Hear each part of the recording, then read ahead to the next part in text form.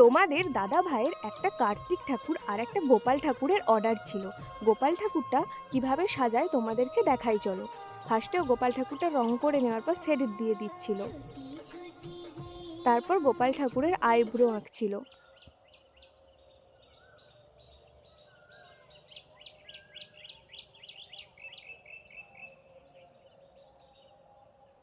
Eyebrow আঁকা complete হয়ে যাওয়ার পর ও চোখ দেওয়ার জন্য শুরু করে দিয়েছিল।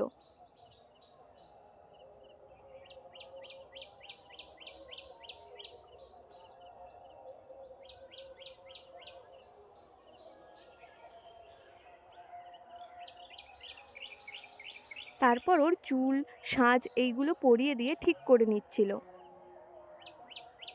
কমপ্লিট হয়ে যাওয়ার পর কেমন লাগছে গোপালটা আমাকে কমেন্ট করে জানিও। তারপর একে একে আমার বোন, কাকুর মেয়ে, আমার ভাই কোলে নিচ্ছিল।